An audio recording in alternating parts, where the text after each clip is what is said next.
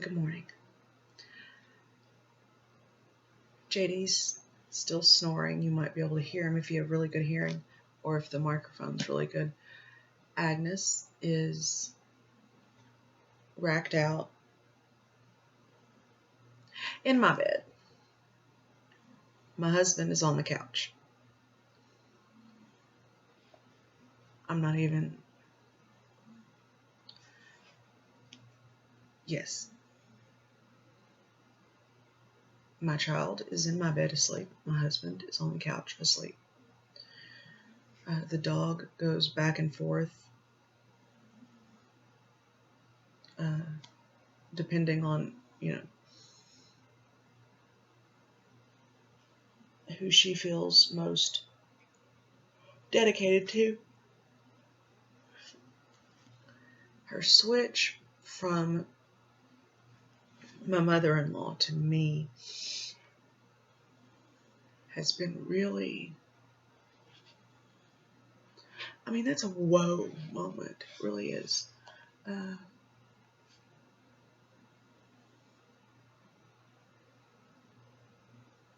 haven't thought about it like that before, but right before my mother-in-law passed away, her sister brought me her dog. And yeah, I understand that. The dog doesn't need to be present when their person is passing.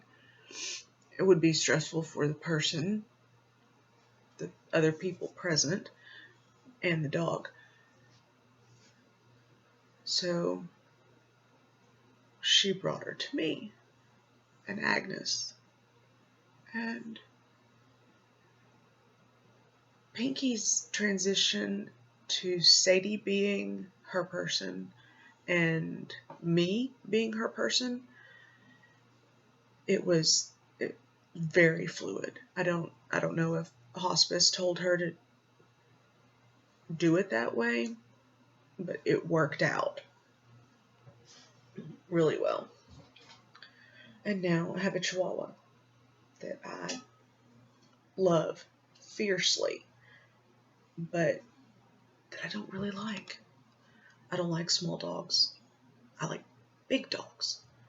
I don't like little men. I like big men. I don't like small words. I like big words. I don't like little butts. I like big butts. It all goes that way. But now I have this dog.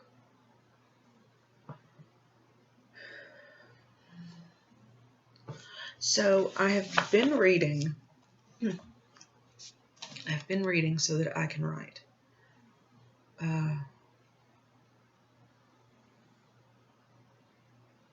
Before I was reading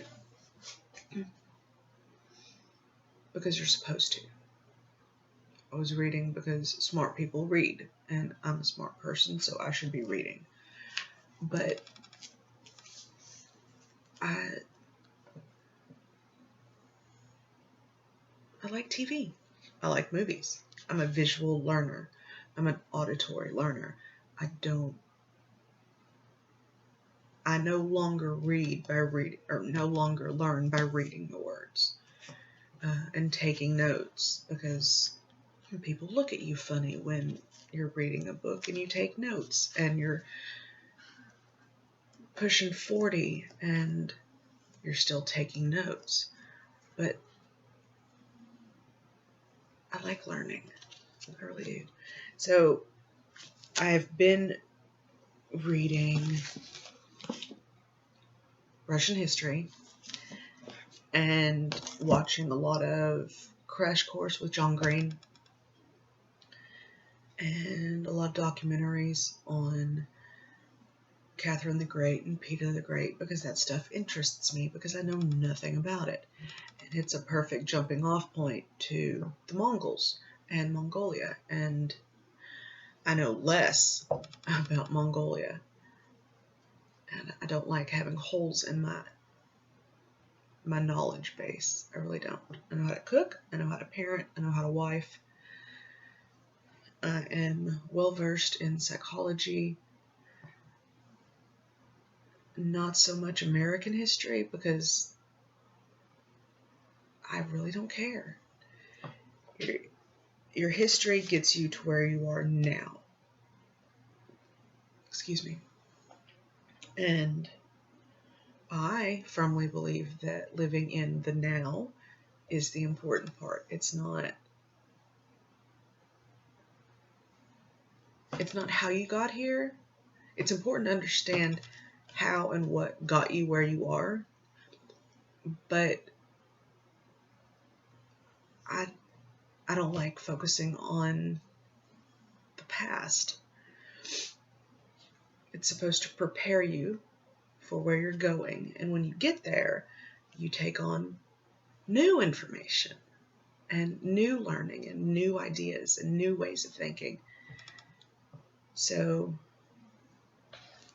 I bought this book.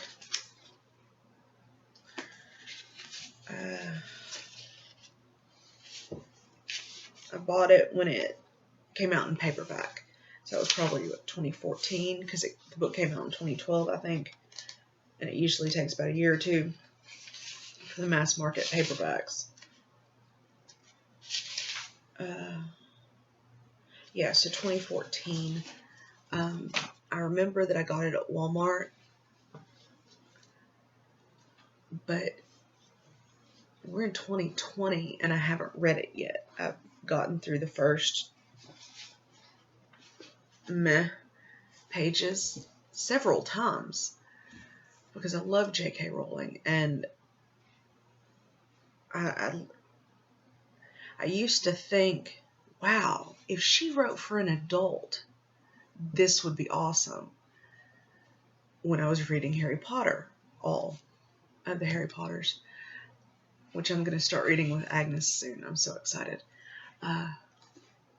But yeah, I got this book thinking, oh, it's J.K. Rowling for adults. Adulting is boring. It's tedious and it's full of emotions that you get bogged down in. You don't move forward. So it was kind of rough getting through the first, 42 pages. And that's the hardest part of any book, is reading toward the arc.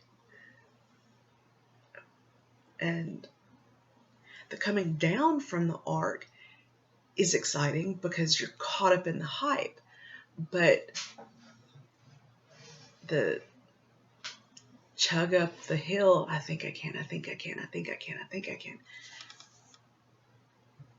That part's hard. That part's boring. And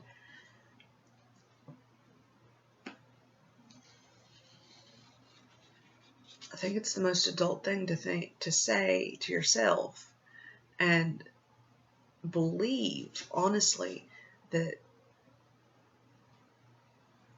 it's a J.K. Rowling book. You have to do the work until it gets exciting. I don't think she was sitting there planning this 600 plus page book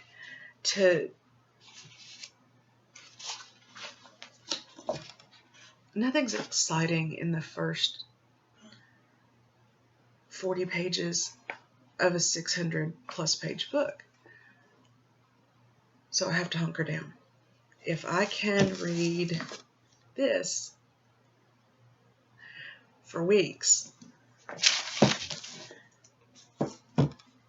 and not this, then I got problems.